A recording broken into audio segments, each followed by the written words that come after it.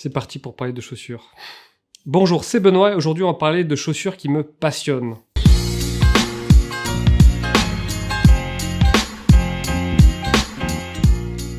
Aujourd'hui, j'ai eu envie de te parler de souliers. Alors je sais que c'est un terrain sur lequel on ne m'attend pas vraiment, surtout après mes deux dernières vidéos sur le techwear, le parlant vêtements et le gimmick.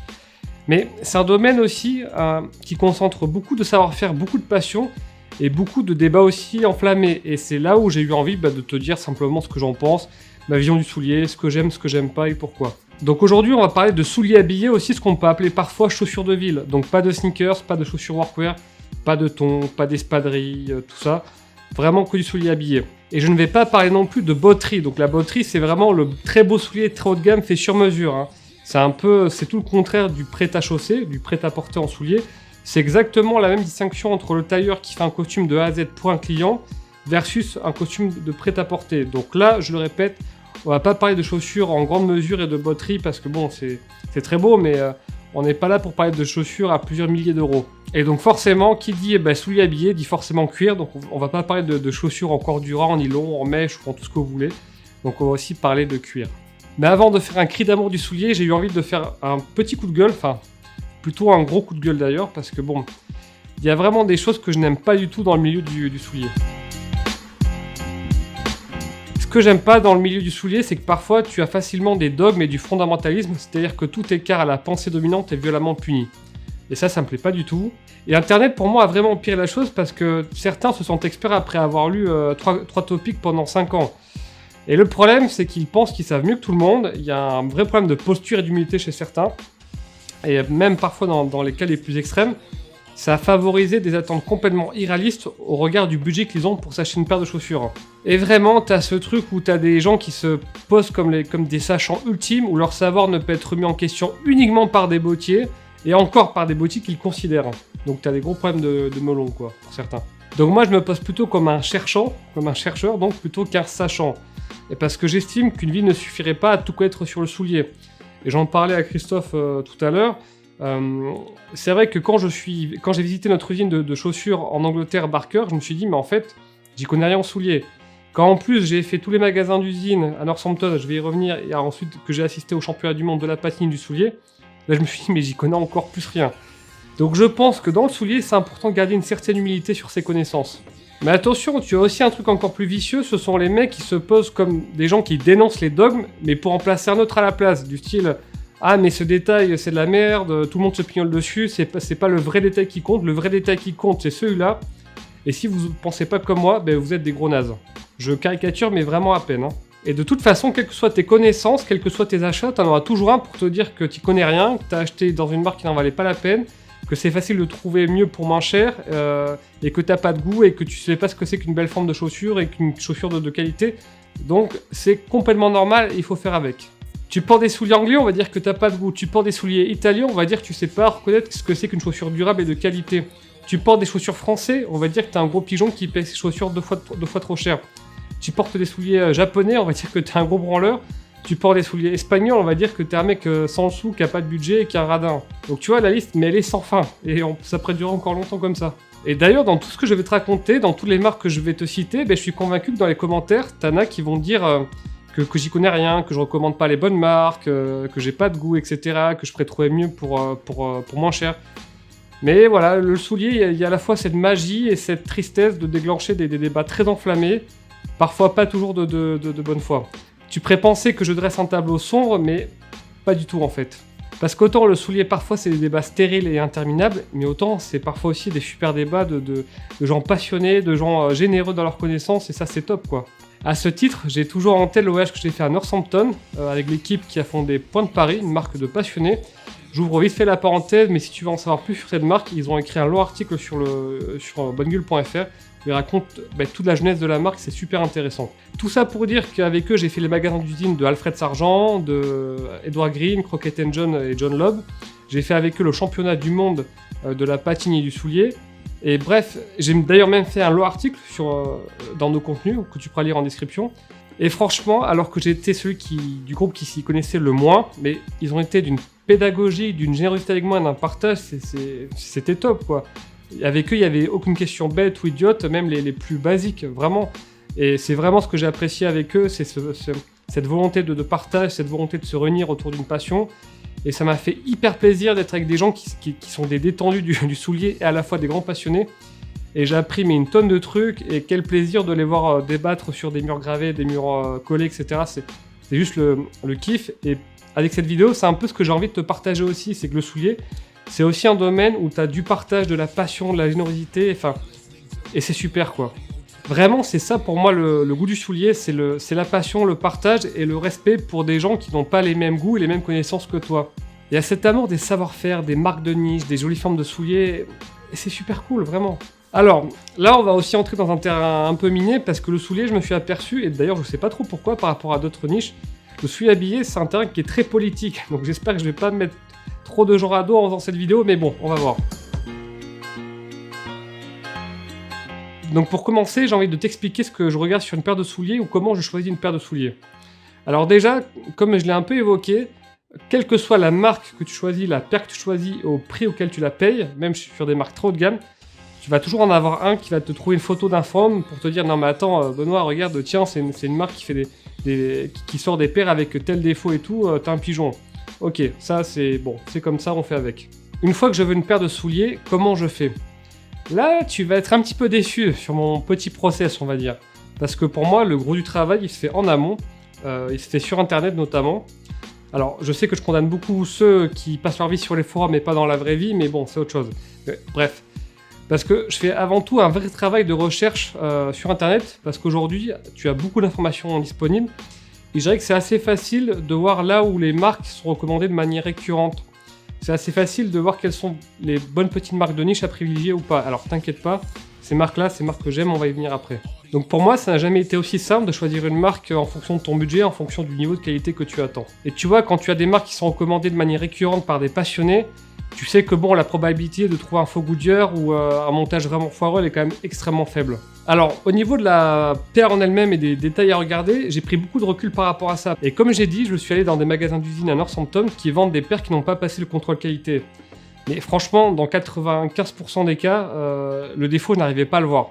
Vraiment, je comprenais pas pourquoi la paire n'avait pas passé le contrôle qualité. Et avec mes copains passionnés qui étaient avec moi, même pour eux, parfois, c'était pas évident du tout. Donc je me suis dit, bon, ben franchement, il y a une leçon d'humilité à tirer de tout ça, c'est que même les paires qui n'ont pas passé le contrôle qualité, ben, je n'arrive pas à les voir, et donc voilà, autant prendre un peu de recul par rapport à ça. Donc moi, ce que je regarde, quand je suis en boutique, c'est le cuir, est-ce qu'il y a des défauts flagrants ou pas, les coutures, est-ce que la forme me plaît, et on y va. Si vraiment tu veux creuser la technique du soulier, les petits détails et tout, on a fait pas mal de contenu sur le sujet, donc je t'invite à les regarder en description à cette vidéo. Et si vraiment on m'amène une paire avec un défaut flagrant, j'ai envie de dire, ça m'est jamais arrivé qu'on me montre une paire qui soit pas du tout conforme à la qualité que je pouvais attendre chez une marque, et au regard de mon budget. Et après, bah, tu auras toujours ce petit facteur KO qui est par essence imprévisible, où oui, ça peut arriver que sur une production de chaussures, t'aies une paire qui soit pas totalement parfaite. Bon, bah écoute, hein, ça peut arriver. Mais il faut un peu s'étendre par rapport à ça, parce que souvent c'est des défauts qui sont seulement esthétiques, qui n'entachent pas la durabilité ou la solidité de la chaussure.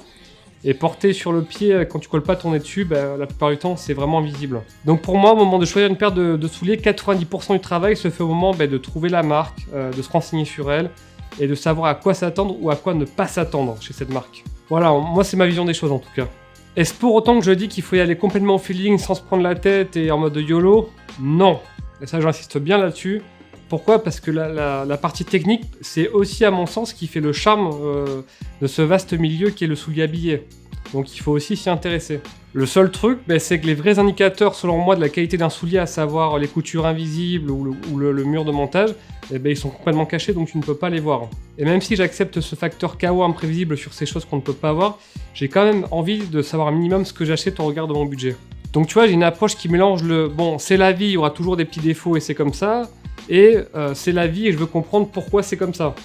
Justement, les défauts du cuir, qu'est-ce que j'en pense ? Alors moi j'ai été confronté à deux approches. Soit tu te mets à angoisser en mode « Ah mon dieu, il faut absolument que je choisisse un cuir parfait parce que s'il y a une petite veine, tout le monde va penser que je suis un gros blaireau d'avoir acheté cette paire. » Ou soit moi, c'est la voie que j'ai choisie, je me dis « Bon ben voilà, un cuir c'est matière vivante, organique, c'est la peau d'un animal, donc oui, il y aura toujours des petites veines, etc. » Et c'est comme ça, le soleil va continuer à se lever, la vie doit continuer, ça fait travailler, lâcher prise on va dire. Et surtout, je le rappelle, c'est souvent un défaut qui est esthétique et qui n'entache en rien la durabilité de la chaussure. Et surtout qu'il se voit pas une fois que tu as la chaussure au pied, parce que souvent il faut coller son nez dessus. Donc voilà, je tiens un peu à mettre un peu de recul, de détachement et d'apaisement sur ce sujet-là. Et si tu veux vraiment mais zéro défaut et avoir des chaussures comme tu as vu sur Instagram, soit il faut y mettre le prix, donc très cher et encore, ou soit tu prends du cuir grainé ou du cuir suédé. Mais la course au cuir parfait avec zéro défaut et zéro pli, et ça on va en parler des plis, c'est une course que tu ne peux pas gagner, vraiment. Tu vas t'épuiser, ça va t'angoisser, et si tu t'angoisses, il n'y a plus de plaisir. Et s'il n'y a plus de plaisir, autant ne pas s'intéresser aux souliers. Alors justement, les plis de marche qui se forment sur une chaussure, qu'est-ce que j'en pense ? Parlons-en, parce que pour moi, il y a un vrai problème, c'est qu'avec Instagram, les forums, on est tellement habitué à avoir des belles chaussures retouchées, des belles chaussures à plus de 1000 € ou des chaussures faites sur mesure qui conviennent parfaitement à la forme du pied du porteur, que dès qu'on commence à avoir des petits plis qui apparaissent sur la chaussure, et même sur une paire à 300 balles, on se dit on crée au scandale et à l'arnaque, et on dit mais c'est pas normal, le cuir plisse. C'est le vrai problème entre le décalage qu'il y a sur une chaussure fantasmée sur Instagram qui est glacée de partout et la réalité. Et le fait d'avoir des chaussures qui vont plus ou moins plisser, ça arrive à tous les budgets, y compris sur des chaussures faites par des bottiers à plus de 1000 €. Et tu auras des plis de marche sur ta chaussure quoi qu'il arrive. Donc c'est pas forcément relié à la qualité du cuir, ça peut un peu, mais pour moi, de mon expérience personnelle, de mes discussions que j'ai eues, c'est plus relié si la chaussure est bien adaptée à ton pied ou pas, notamment si ça flotte au niveau de l'avant du pied. Donc moi je me suis vraiment détendu par rapport à ça, surtout qu'en plus, et encore si j'avais des budgets de 1000 € dans une chaussure, peut-être que je serais ultra casse-couille et exigeant, mais là je me suis vraiment détendu et j'estime que le fait d'avoir une chaussure qui est parfaitement adaptée à ton pied avec une forme bien choisie, que tu as pris le temps de choisir et d'essayer, mais pour moi ça fait déjà 80% du travail sur le fait de bien minimiser les plis de marche qui, je le rappelle encore une fois, ils vont arriver ces plis de marche, donc il faut s'y préparer mentalement. Et donc le mec qui te dit t'es un gros pigeon parce que c'est pas normal d'avoir payé cette chaussure et d'avoir une chaussure qui plisse à ce prix-là, c'est un mec qui a tout appris sur les forums et rien dans la vraie vie. Donc je le répète, la course à la chaussure qui ne va jamais plisser, c'est une course que tu ne peux pas gagner, tu vas t'épuiser, c'est comme le fait de vouloir une chaussure avec un cuir avec zéro défaut. Et la forme de la chaussure, qu'est-ce que j'en pense ? Alors dans mon cas, j'ai un pied qui est plutôt facile à chausser, donc j'ai jamais eu trop de problème à trouver une chaussure à mon pied. Dans le temps, j'aimais bien quand c'était un petit peu effilé, mais là je reviens sur des choses un peu plus rondes, un peu plus équilibrées. Sûrement aussi parce que je suis quand même assez influencé par certains de mes amis qui aiment beaucoup le soulier anglais. Et c'est complètement ok d'avoir des goûts qui ont évolué, d'avoir des goûts qui évoluent et d'avoir des goûts qui vont évoluer. Ça s'appelle juste la vie, ça s'appelle grandir, ça s'appelle ouvrir son esprit, ça s'appelle être curieux, tout simplement. Mais pour moi, si tu as un pied pas simple à chausser, genre qui est très court, qui est très large et qui a un coup de pied assez fort, pour moi, c'est important que tu ailles dans des marques, dans des budgets au moins à 300-400 € parce que souvent, c'est là que tu commences à avoir un large choix de formes et que vraiment que tu prennes le temps de trouver une forme qui te va bien à ton pied.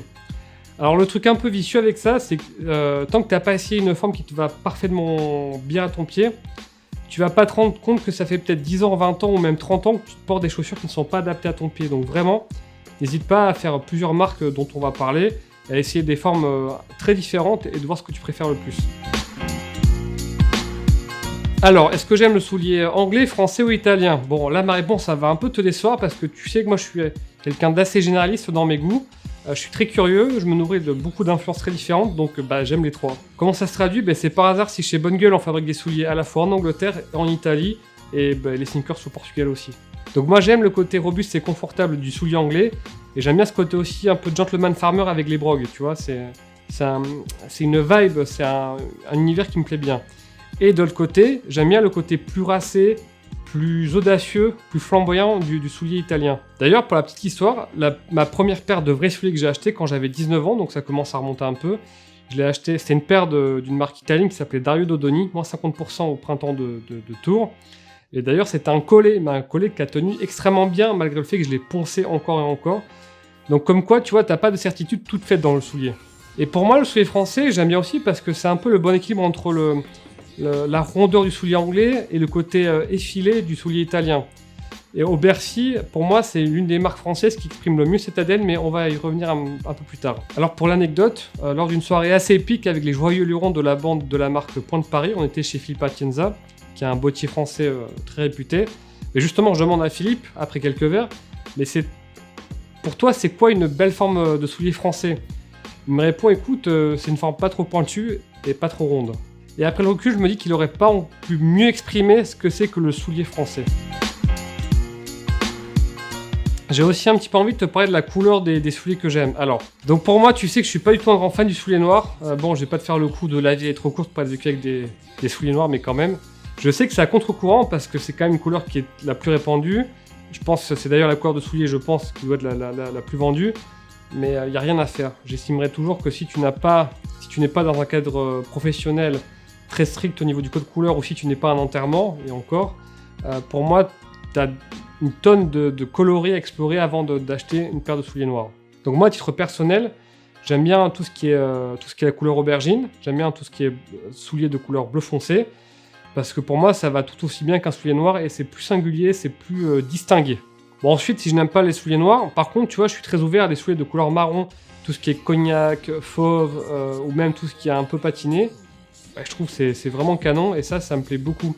Et j'ai pas tant de souliers de cette couleur-là d'ailleurs, vraiment, je viens d'y penser. Ensuite, tu as des souliers de couleur claire, donc des souliers peut-être gris ou d'un beige très clair. C'est pas trop mon truc non plus parce que pour moi, j'estime que souvent ça fait un peu cheap. Et je sais pas, dans les marques trop de gamme que j'aime beaucoup, ben, c'est pas des couleurs qu'on voit souvent. Donc je préfère des couleurs un peu plus sombres, mais où il y a un vrai jeu au niveau de la patine.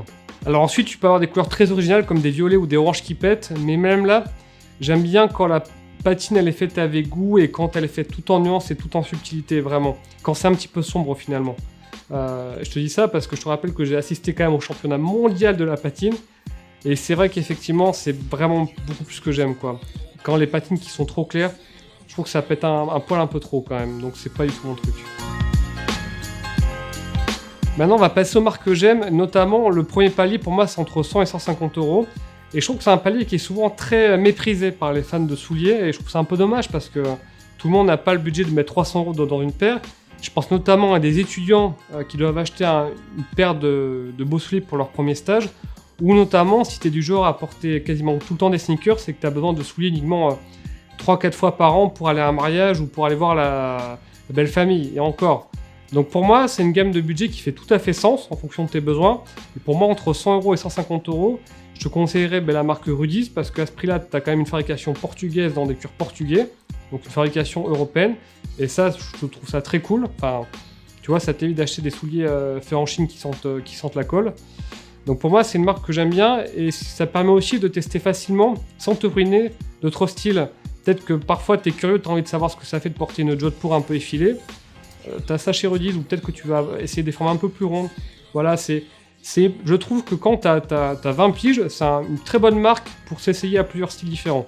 Alors pour moi, en dessous de 100 euros, par contre là, je peux rien te conseiller parce que là, c'est très dur de te conseiller quelque chose qui soit de qualité, avec un pays de fabrication décent. Donc si tu as moins de 100 euros de budget pour un soulier, soit tu guettes les soldes, ou soit tu achètes de la seconde main. Voilà.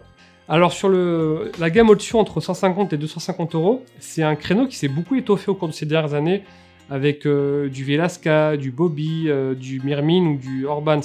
Donc tu vois, j'ai dit Mirmin et pas Mirmin. Bon ben là c'est clair, tu auras des formes plutôt simples, plutôt consensuelles et des cuirs pareil dans la même veine qui font le job quoi.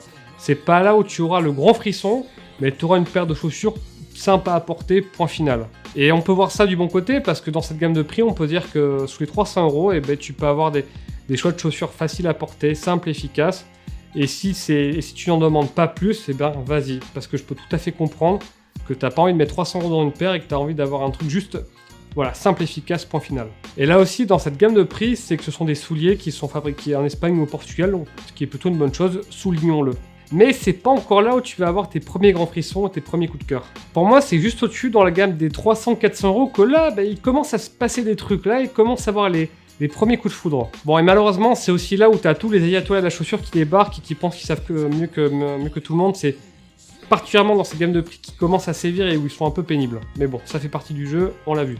Donc cette gamme de prix autour des 300 euros, qui peut monter jusqu'à 400 euros, je trouve que c'est le bon équilibre, le sweet spot pour le jeune actif qui veut vraiment commencer à se faire plaisir sur du beau soulier et où le plaisir vraiment rentre en compte, où il a envie d'avoir une forme qui change un peu et où il ne voit plus la chaussure comme un objet purement utilitaire et fonctionnel. Bon, dans cette gamme de prix, impossible de ne pas citer 7ème largeur, avec qui d'ailleurs on avait fait une collab il y a quelques années, mais ça a été aussi les premiers à se placer sous cette gamme juste sous les 300 euros. Ça fait quelques années qu'ils sont là. Et pour l'anecdote, l'une des paires que j'ai le plus portées à des mariages, c'est une paire de 7ème largeur couleur aubergine, que j'aime beaucoup parce que d'une part elles sont très jolies, et d'autre part elles sont très confortables et se sont vraiment bien faites à mon pied. Et quand il faut danser jusqu'au bout de la nuit, elles sont juste pour le coup hyper pratiques. Et je trouve que quand elles sont un peu sales le lendemain d'une soirée ou d'un mariage, j'arrive très facilement à les récupérer avec un petit peu d'entretien. Ensuite, il y a Malfroid, une marque de chaussures qui se positionne sur la même gamme de prix. Alors j'aime bien parce que j'aime bien parce qu'il prend des risques sur le design, il va vraiment chercher des choses un petit peu audacieuses et sur lesquelles je ne l'attendais pas du tout. Donc par exemple, j'ai beaucoup aimé cette paire de boots qui est très hivernale et franchement c'est cool d'avoir une marque qui propose des choses un peu fraîches, quoi, qui changent un peu de ce qu'on voit d'habitude. Alors dans cette gamme de prix entre 300 et 400 euros, j'ai mon petit bon plan un peu caché, c'est la marque en propre de Monsieur Chaussures. Monsieur Chaussures, c'est un e-shop, d'ailleurs ils ont des boutiques maintenant, qui vend plein de produits d'entretien de chaussures, donc des crèmes, des embauchoirs, des brosses, etc.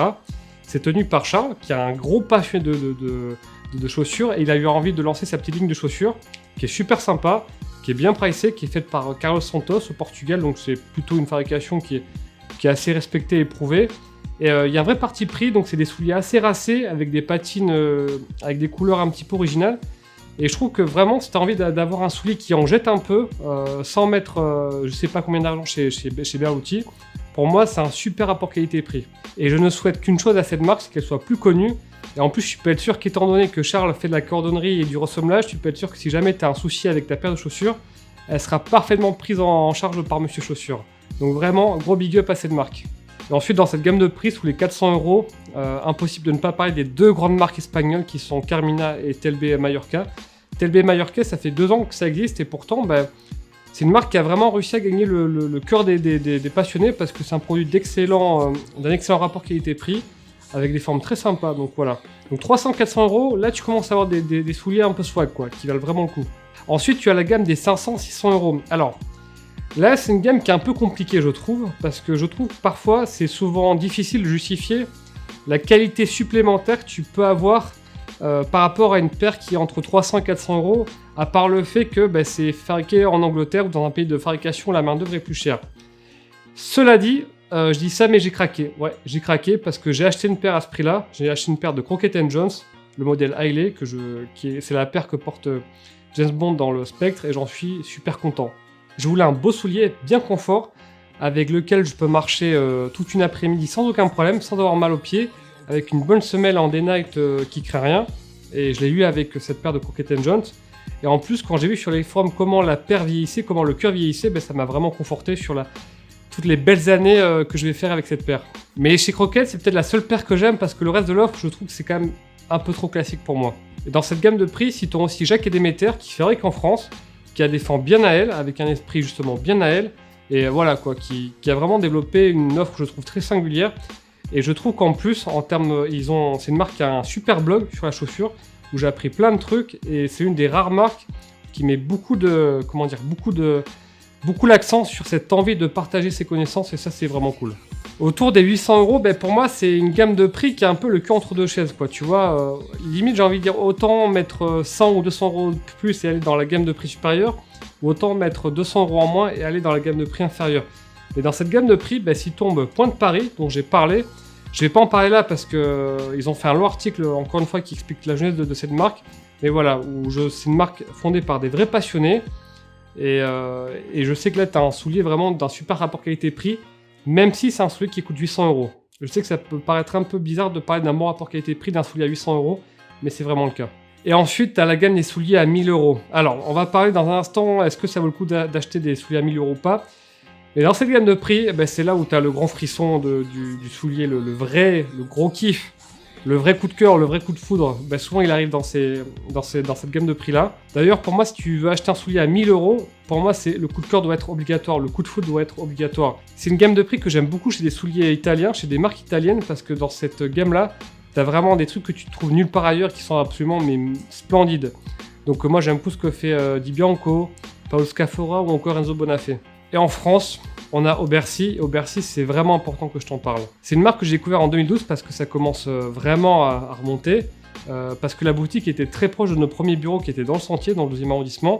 Et en plus, on avait une connaissance commune. Quand je suis rentré dans cette boutique, c'est là que entre le cousu trait-pointe, le Jodhpur One Cut ou les contreforts au niveau de la voûte, bah franchement j'ai été juste émerveillé, vraiment j'en ai pris plein les yeux. Et c'est là où j'ai compris pourquoi t'as des mecs qui adorent le soulier et qui sont prêts vraiment à se saigner pour s'acheter une belle paire de souliers. C'est en allant chez Aubercy que j'ai compris pourquoi c'est un domaine qui peut déchaîner autant de passion. En fait, avec Aubercy, t'as envie d'être beau gosse, t'as envie d'être élégant, mais tu vois, pas d'une élégance tape à l'œil, vraiment d'une élégance française, avec le petit détail qui va bien, d'une élégance un peu chic, mais pas trop. Et il y a cet équilibre très unique, qui est très propre à Aubercy, qui moi me plaît énormément. Et en plus, en termes de créativité et de possibilités, il y a plein de choses possibles. Ça fait plaisir de voir une marque française où, tu vois, t'as un vrai propos au niveau des formes, au niveau de la créativité, tout en restant, entre guillemets, facilement portable et de bon goût. Par exemple, regarde-moi cette paire, c'est cet équilibre qui sera tout aussi bon dans 30 ans. Bref, tu vois, Aubercy, dans ma découverte de souliers, c'est une marque qui aura toujours une place bien à part dans mon cœur.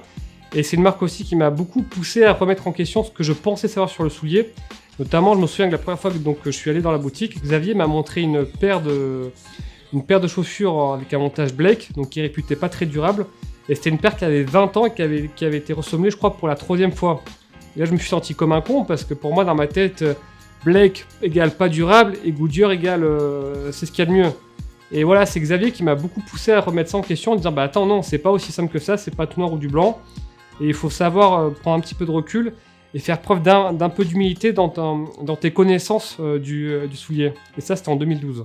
Alors, en marque française, tu dois te demander pourquoi je parle pas vraiment de Weston. Donc Weston, c'est juste pas mes goûts à moi, tout simplement. Mais cela dit, je comprends vraiment que certains adorent cette ligne qui n'a pas vraiment changé en 30 ans, quoi. Donc pourquoi pas. Mais moi, c'est pas ce que j'aime.